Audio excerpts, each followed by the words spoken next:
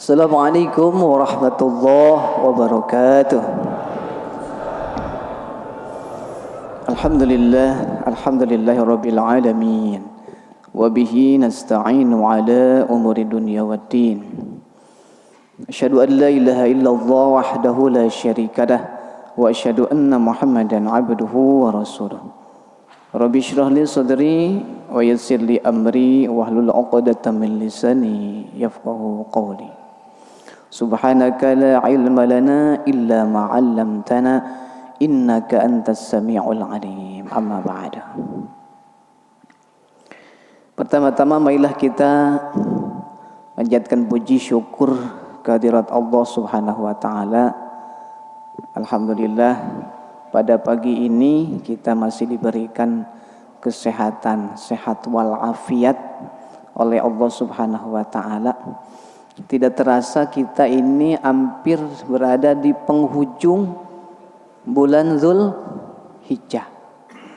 Kurang lebih 2 hari lagi kita akan memasuki bulan baru, bulan Muharram, tahun baru 1448 Hijriyah. Mudah-mudahan Allah Subhanahu wa taala berikan kesehatan kepada kita, keberkahan ilmu, keberkahan rizki, keberkahan usia, dan mudah-mudahan apa hajat kita Allah kabulkan. Amin ya rabbal alamin. Salawat beserta salam semoga selamanya tercurahkan kepada habibana wa nabiyana Muhammad sallallahu alaihi wasallam. Tak lupa para sahabat, para tabi'in tabi'at sampai umatnya akhir zaman. Kita selaku umat akhir zaman yang selalu berharap semoga di yaumul qiyamah kelak nanti kita mendapat syafaat Rasulullah sallallahu alaihi wasallam. Yang saya hormati pengurusan DKM Masjid Nurul Hasanah. Yang saya hormati bapak-bapak, ibu-ibu, mohon maaf tidak bisa disebutkan satu persatu namanya. Alhamdulillah pada pagi ini kita bertemu kembali untuk mengkaji kitab Nashihul Ibad. Kita bersama-sama belajar, bersama-sama belajar juga untuk mengamalkannya. Pada pagi ini kita memasuki pada maqalah yang ke-19. Di dalam kitab ini terdapat pada halaman 7 ya. Maqalah ke-19. Bismillahirrahmanirrahim. Tsumma idaruhi mu'allif fi hadzal kitab rahimahullah taala wa nafa'ana bi 'ulumihi wa barakatihi wa 'ada 'alaina min barakatihi. Bismillahirrahmanirrahim. Wal maqalatu tasi'ata asyarata. Maqalah yang ke-19. Uhiya, diwahyukan ila ba'dil anbiya, kepada sebagian para nabi. Apa yang diwahyukan tersebut? Ati'ni fima amartuka. Pertama, ati'ni, taatlah kamu ni kepadaku. Fima amartuka, atas apa yang diperintahkanku kepadamu. Itu satu. Taatlah kalian kepadaku atas apa yang diperintahkanku kepadamu. Wala ta'sini, dan jangan bermaksiat kamu kepadaku fima nasahtuka, atas apa yang sudah dinasihatkanku kepadamu. Ai fima da'autuka ila ma fihi silah. Yang dimaksud dengan nasihat di sini itu adalah fima da'autuka ila ma fihi silah. Ajakanku kepadamu, seruanku kepadamu, yang dimana dengan seruan itu ada kemaslahatan. Itu namanya nasihat. Jadi jangan salah menempatkan kata nasihat. Kalau nasihat itu pasti di dalamnya ada kemaslahatan, ada kebaikan. Itu namanya nasihat. Contoh, kalau kalian ingin sholatnya baik, maka kalian harus tahu tata cara syarat sahnya sholat. Atau misalkan kalau kalian belajarnya dengan sungguh-sungguh, maka kalian akan bisa. Itu nasihat. Jangan mengartikan kata nasihat mensalahgunakan. Contoh misalnya gini. Kalau misalkan cara maling yang benar seperti kan begini. Nah, itu bukan nasihat. Ya. Yang namanya nasihat itu menyampaikan sesuatu yang dimana di dalamnya itu ada kemaslahatan, ada kebaikan, gitu kan? Wa nahaitu fima fihil fasad, dan aku mencegahmu atas apa di dalamnya yang akan menimbulkan kerusakan atau kerugian. Jadi Bapak Ibu hadirin sekalian, nasihat yang ke-19 ini intinya kepada kita ada dua. Satu, isinya itu taat. Kedua, menyeru terhadap kebaikan. Intinya dari makalah ini. Satu, taat. Kedua, menyeru terhadap kebaikan. Jadi yang diwahyukan kepada para nabi, baik nabi sebelum Nabi Muhammad dan umatnya, juga Nabi Muhammad sebagai umat akhir zaman dan umatnya kita, ada dua. Satu, taat. Kedua, menyeru terhadap kebaikan. Maka hasilnya ketika seorang hamba seperti kita sudah bisa melaksanakan taat, sudah bisa menyeru atau mengajak, mencontoh terhadap kebaikan, maka hamba tersebut akan mendapatkan predikat hamba yang soleh.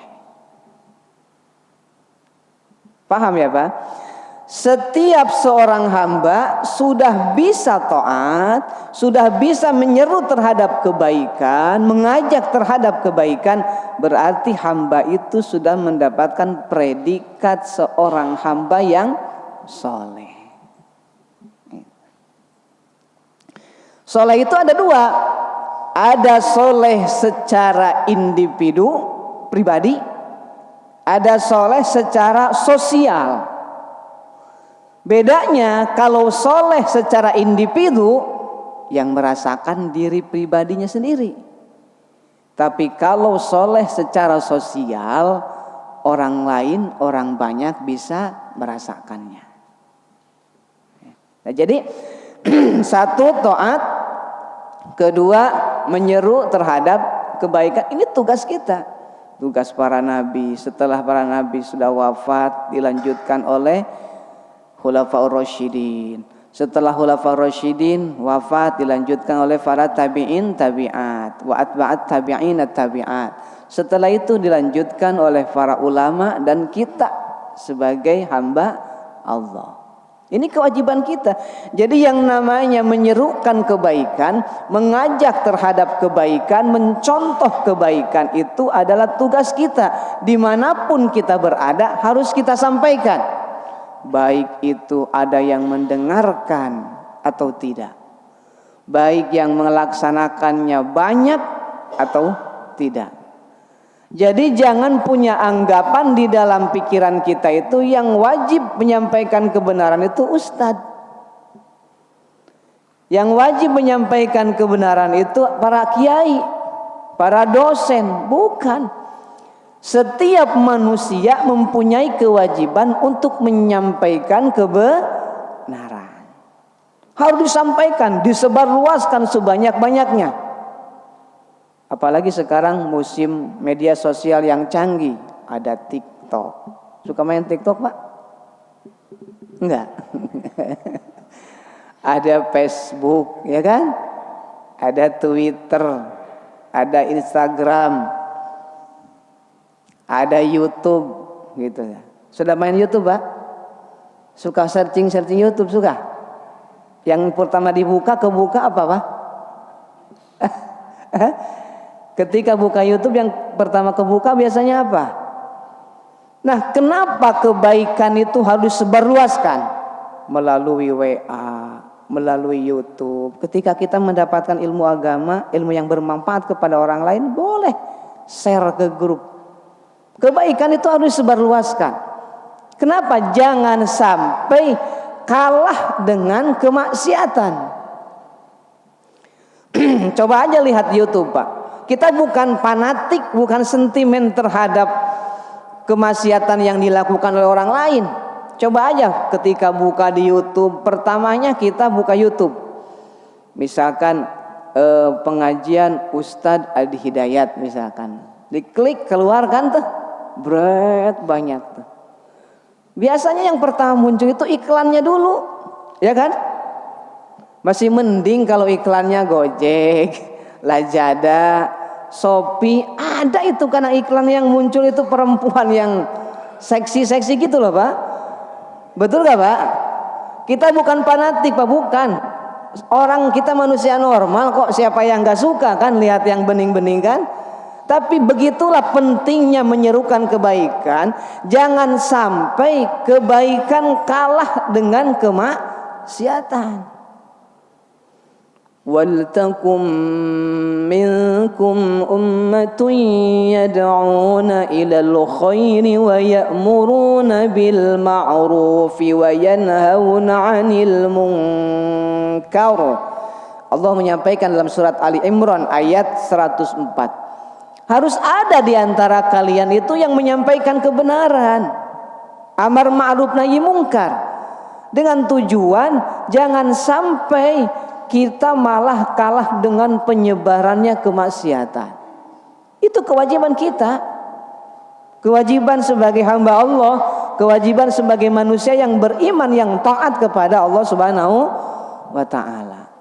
Bahkan kebaikan itu kita harus kemas dengan baik, sampaikan dengan baik. Jadi kita itu harus sepertikan sales, Pak.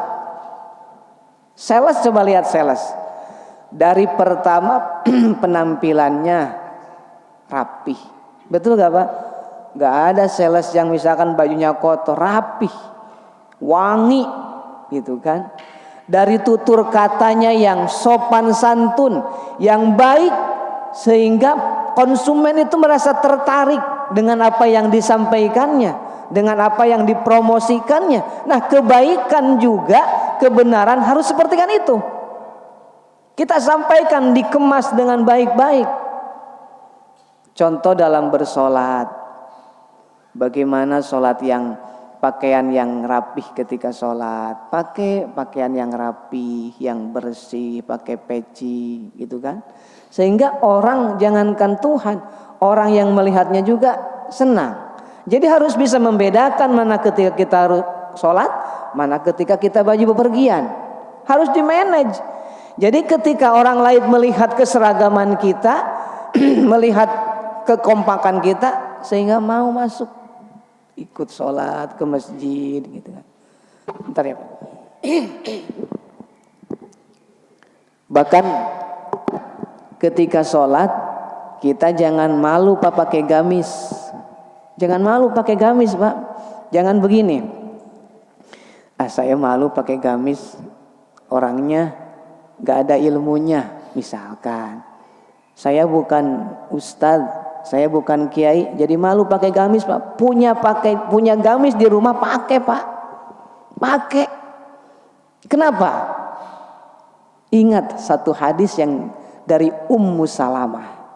Apa kata Ummu Salamah? Kana ahabbu thiyabi ilan nabiyyi sallallahu alaihi wasallam. Pakaian yang paling dicintai oleh Nabi sallallahu alaihi wasallam itu apa? Al-qamisu, gamis. Emang pantas kan dulu orang Arab seperti itu kan? Coba lihat aja orang Arab mau kerja, mau nyupir, mau apa pakai gamis kan? Nah, kita tidak ada salahnya mencontoh karena jelas kok hadisnya. Baju yang paling disukai oleh Rasulullah SAW itu adalah gamis. Makanya dari sekarang Pak yang punya gamis di rumah jangan disimpan di lemari, pakai Pak. Pakai. Itu jangan malu-malu. Saya malu, enggak usah malu. Pakai gamis. Jadi biar kelihatannya indah itu, biar kelihatannya rapi. Ada sarung ya pakai sarung. Tadi masalah pakai celana.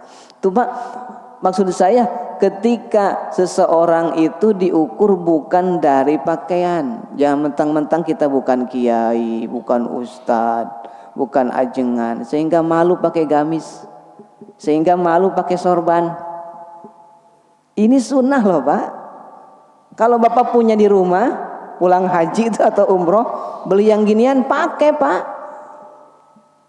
Sunnah pakai sorban itu, ya.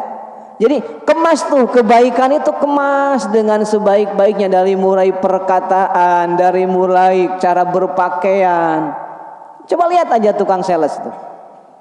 Contoh kita punya tetangga, sudah lama gak ketemu tuh di jalan. Assalamualaikum, waalaikumsalam. Udah lama nih gak ketemu. Oh iya, gimana Pak kabarnya? Alhamdulillah sehat.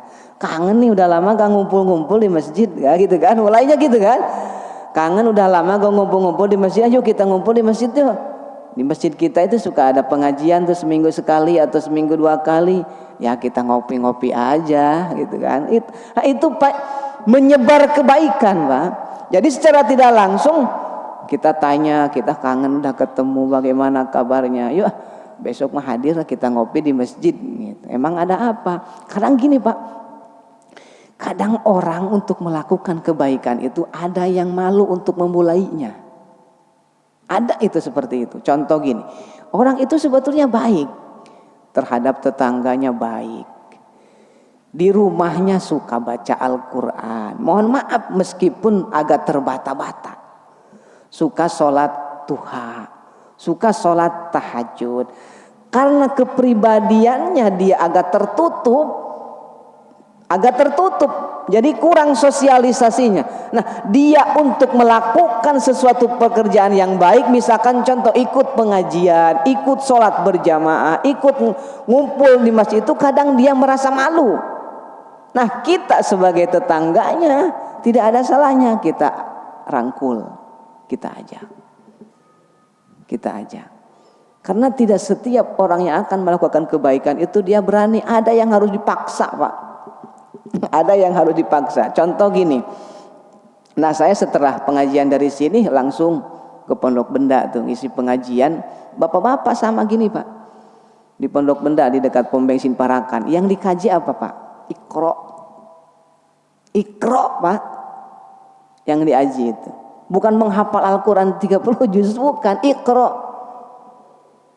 Apa landasannya? Pertama, secara ketika kita sudah berdekatan satu orang aja dulu, misalkan nih Pak Haji Dedi atau Ketua DKM siapa aja di sini, pendekatan kepada jemaah, yuk kita bareng-bareng makmurkan masjid, yuk kita bareng-bareng ngaji. Kita gak usah ego, gak usah gengsi. Kalau misalkan tidak bisa, ya akuin tidak bisa. Nah, pendekatan itu ternyata dia ada yang pangkatnya direktur, ada yang manajer, ada yang lain sebagainya. Ternyata ketika sudah kita pendekatan Pak, dia mau ngaji Iqra, dan ternyata memang dia tidak bisa baca Al-Quran, mohon maaf. Tidak bisa baca Al-Quran, kalah dengan anak-anak TK, mohon maaf. Karena mungkin beda pergaulan dan mungkin beda yang dikaji ilmunya dulu apa. Dia mau Pak. Dari pertama Iqra 1 beres, Iqra 2, Iqra sampai Iqra 6 selesai, akhirnya baca Al-Quran. Setiap pagi jam 6:30 saya mulai sampai jam 7:30. Ternyata apa? Dia itu setelah kenal habis ngaji kan ngobrol, ketawa-ketawa, ternyata ada yang bilang begini, Ustadz sebetulnya saya itu ingin ada yang ngajak seperti kan begini tuh ternyata. Jadi kadang saya itu katanya malu untuk memulainya, tapi ketika ada yang mengajak, menyampaikan bahwa kebenaran atau pentingnya mengaji ilmu itu, ketika diajak dia ternyata mau. Dan tidak ada rasa gengsi Pak. Sekarang ayo baca surat Al-Baqarah, buka dari ayat 1 dari Alif Lam Mim, baca seorang-seorang sampai 3 ayat, pindah. Ketika salah kita betulkan. Ternyata enggak malu. Enggak.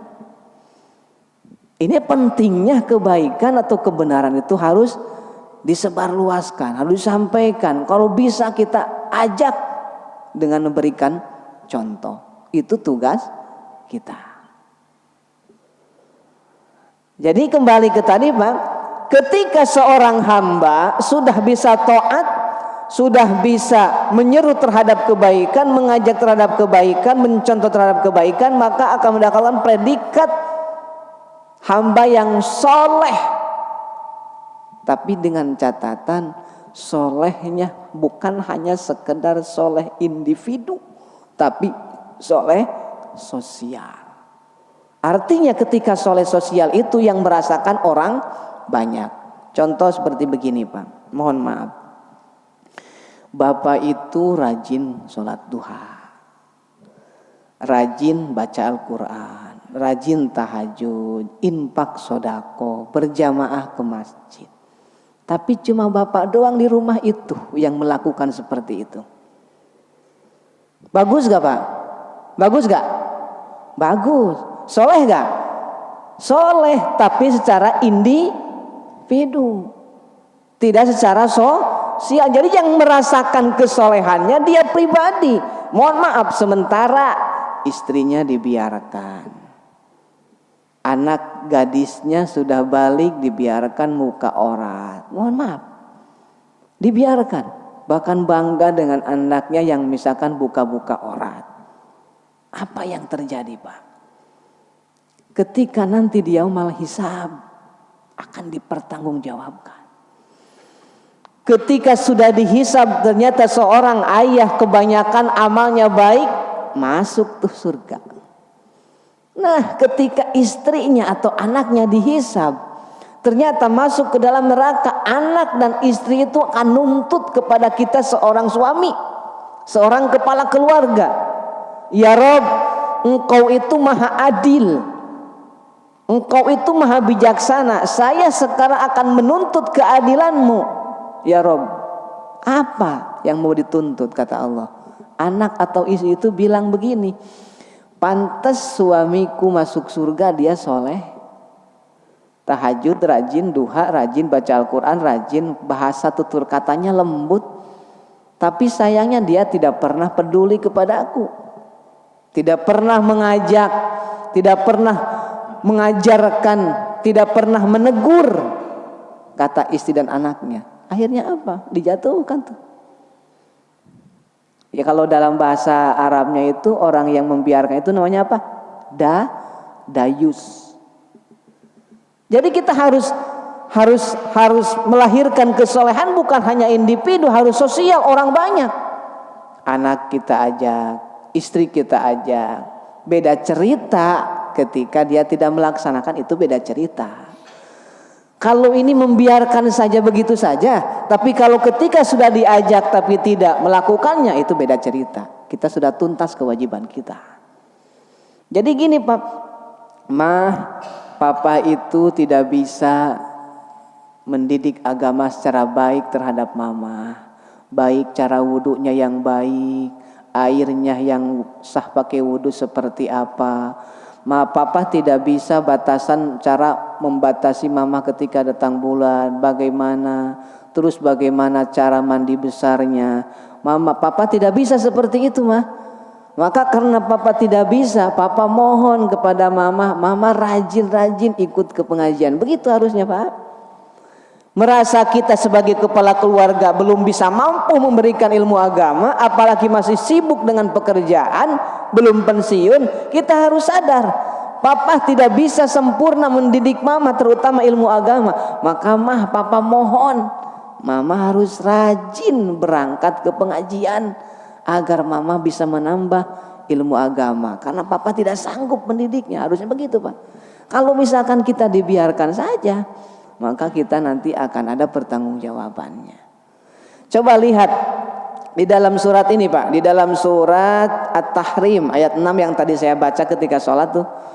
Ya ayyuhalladzina amanu qu anfusakum wa ahlikum nara waquduha an-nas wal hijarah 'alaiha malaikatun ghidadun shidadun la ya'suna Allah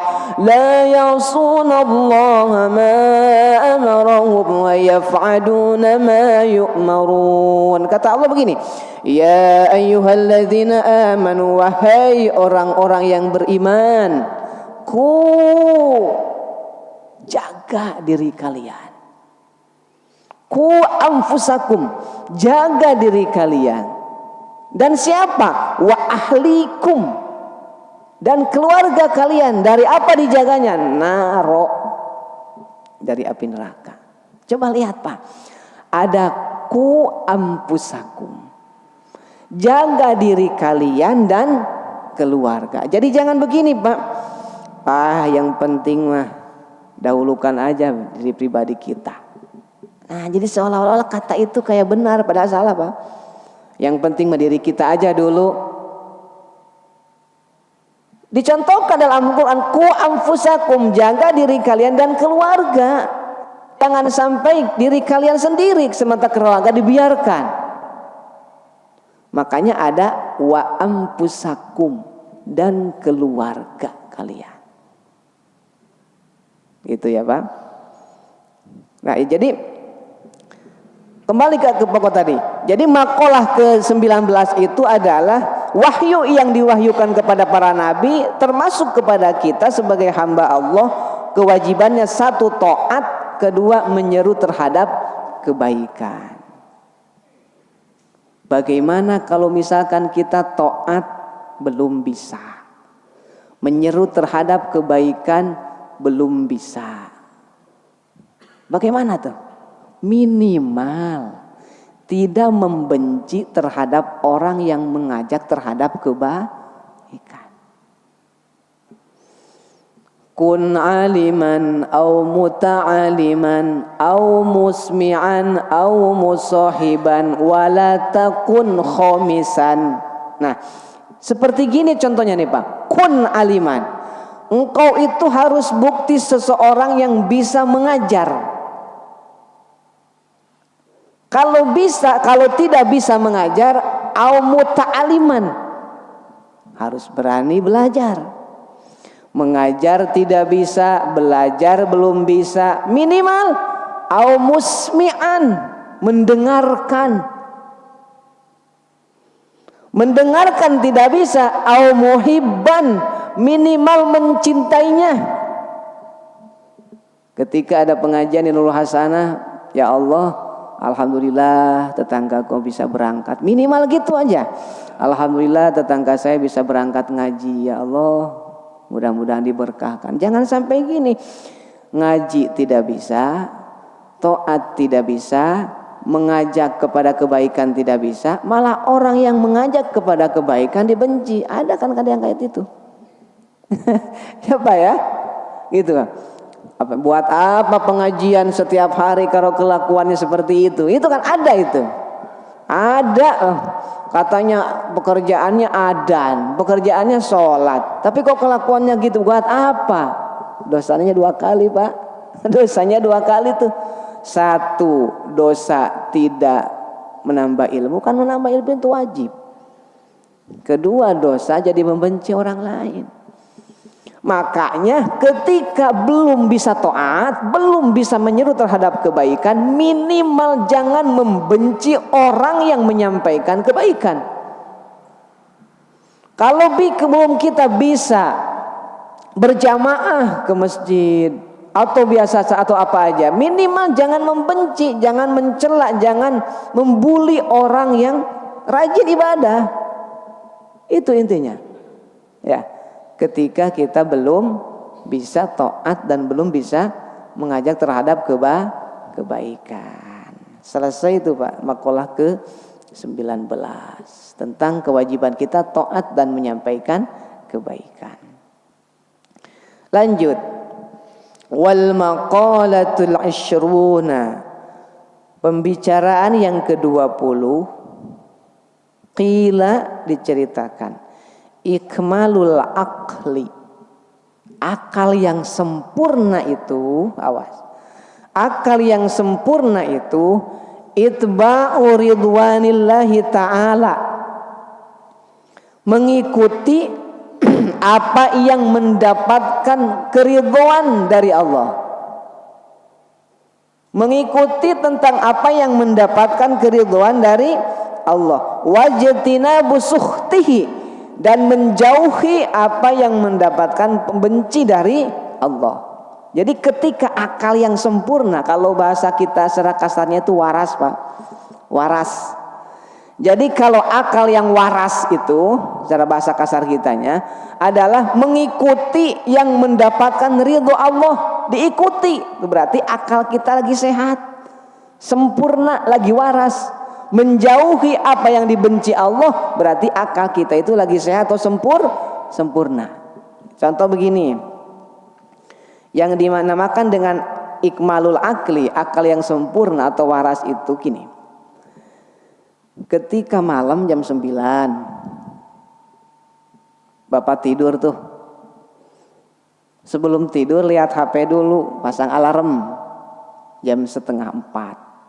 Karena sekarang kan subuhnya 4:30 kan, udah siang, 3:30. Tiba-tiba jam 3 sudah bangun. Jadi alarm belum bunyi juga kita sudah bangun, duduk dulu. Habis duduk dulu sebentar, minum air putih 1 gelas, baik tuh buat kesehatan gitu kan. Setelah itu kita masuk kamar mandi, gosok gigi atau mandi, lalu wudhu. Setelah wudhu, sholatlah tahajud 2 rakaat atau 4 rakaat. Menurut Bapak, Allah ridho gak terhadap orang yang seperti itu? Allah ridho gak? Ridho. Karena apa? Dia sudah melaksanakan perintahan Allah. Ada salah satu hadis nih Pak, yang diriwayatkan oleh Imam Muslim dari Abi Hurairah, nomor hadis 1163. Jadi gini, suatu ketika Rasulullah ditanya, su'ilan Nabi sallallahu alaihi wasallam, Nabi ditanya, ayyus sholati afdhali ba'dal maktubah? Ya Rasul, coba sampaikan kepadaku, sholat apa yang lebih utama setelah sholat yang 5 waktu? Duhur, asar, maghrib, isya, subuh. Apa sholat yang lebih utama dari itu? Maka apa kata Rasul? As-sholatu badal maktubah afdalu, itu adalah sholatu fi jawfil lail, sholat pada tengah malam yang disebut dengan tahajud. Wa minal laili fatahajjad bihi nafilatan lak asa an yab'atsaka rabbuka maqaman mahmuda. Allah sampaikan dalam surat Al-Isra tuh, padilah begitu sempurnanya, begitu afdalnya sholat tahajud. Nah, kita bangun tuh sholat, insya Allah Pak, Allah ridho terhadap kita. Berarti ketika kita bangun pagi, lalu mandi, lalu wudhu, lalu sholat, baca Al-Quran, nah itu kita akalnya lagi sempurna. Karena kita mengikuti sesuatu yang mendapatkan ridho Allah. Berarti akal kita sempurna, akal kita lagi waras. Secara kasarnya gitu. Tapi ketika kita misalkan bangun, pasang alarm jam 3, pas begitu bunyi alarm jam 3, kita bangun, HP-nya alarmnya dimatikan. Lalu ke kamar mandi karena pingin pipis. Habis pipis, tidur lagi. Jadi bangunnya itu karena pengen pipis aja. Padahal udah niatan tadi misalkan tahajud, udah dibangun, udah pasang alarm. Nah itu berarti akal kita itu lagi kurang waras Pak. Jadi jangan tersinggung. Ini kena kepada setiap manusia Pak.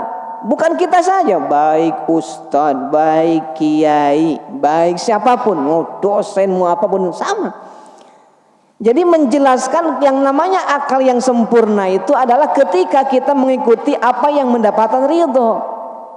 Yang pertanyaannya adalah kita waras gak Pak? Kita waras gak Pak?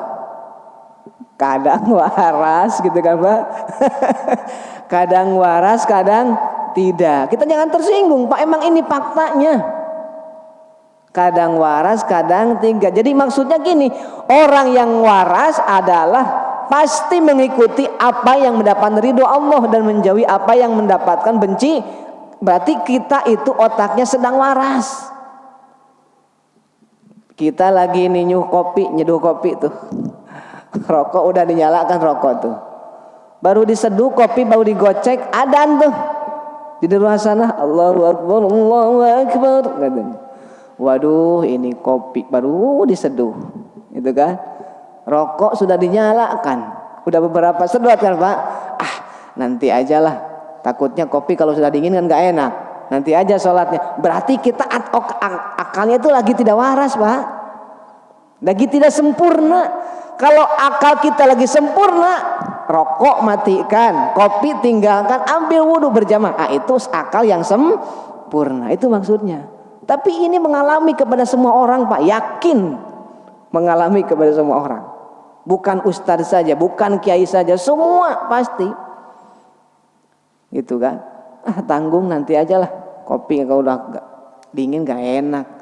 Minum dulu kopi. Orang sudah selesai dikir, orang udah 12:30 baru sholat. Berarti kita itu lagi tidak sehat, tidak sempurna akalnya, gitu ya Pak ya. Lagi tidak sempurna akalnya. Kalau misalkan sempurna akalnya, adzan, lagi ngopi di warung nongkrong, tiba-tiba Allahu Akbar, Allahu Akbar. Bu, saya tinggal dulu ya, nanti saya bayarnya, kita sholat dulu. Berarti kita akalnya lagi sehat. Gitu aja. Tapi kalau santai aja, masih lama, 2:30 juga duhur masih bisa, berarti akal kita lagi tidak sehat. Jadi dobitnya begitu. Jadi akal sehat itu pasti selalu mengikuti apa yang mendapatkan ridho Allah, menjauhi apa yang mendapatkan benci dari Allah. Itu saja ya Pak. 2 saja. Udah jam 6 kayaknya. Ya jam 6 betul gak? Udah jam 6. Jadi makalah ke-19 menjelaskan tentang 2 kewajiban kita. 1 taat, 1 menyeru terhadap kebaikan. Makalah yang ke-20 adalah menjelaskan tentang akal yang sempurna itu ketika kita selalu mengikuti apa yang mendapat ridho Allah dan menjauhi apa yang mendapatkan benci Allah. Mungkin segitu aja dulu ya Pak, 2 saja dulu. Barangkali ada yang mau bertanya tentang seputar yang saya sampaikan tadi, monggo silakan.